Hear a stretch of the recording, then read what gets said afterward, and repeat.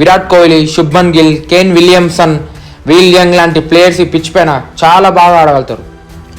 కాకపోతే first 10 overs అంటే power ప్లేలో ఫాస్ట్ బౌలర్స్కి బాల్ స్వింగ్ అవుతుంది. సో బ్యాట్స్మెన్కి ఆడడం కొంచెం కష్టం ఉంటుంది. ఆ 10 ఓవర్స్ కనుక బ్యాట్స్మెన్స్ ఆడితే తర్వాత పిచ్ చాలా ఈజీ అయిపోతుంది. మిడిల్ ఓవర్స్లో కుల్దీప్ యాదవ్, రవీంద్ర జడేజా, అక్షర్ పటేల్ లాంటి బౌలర్స్ గేమ్లోకి వస్తారు. న్యూజిలాండ్ని కూడా మర్చిపోవద్దు. మిచెల్ శాంట్నర్, మైకల్ బ్రేస్వెల్ లాంటి ప్లేయర్స్ ప్రీమియం స్పిన్ బౌలర్స్ ఉన్నారు. నెక్స్ట్ మనం బోత్ టీమ్స్ ప్లేయింగ్ 11 తెలుసుకుందాం. ఇండియా అయితే యాజ్ యూజువల్ సేమ్ టీమ్తో వస్తుంది.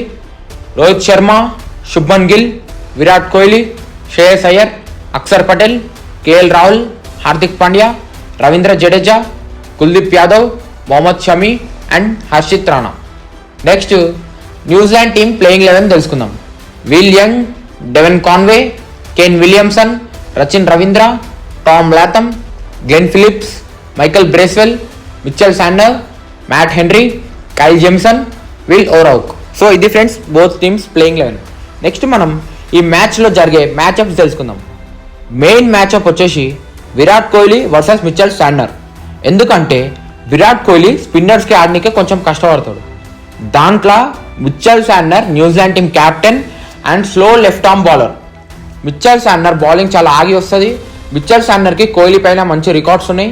సో మిడిల్ ఓవర్స్లో Mitchell Santner versus Virat Kohli ఈ మ్యాచ్అప్ అయితే చాలా ఇంట్రెస్టింగ్గా ఉండబోతుంది.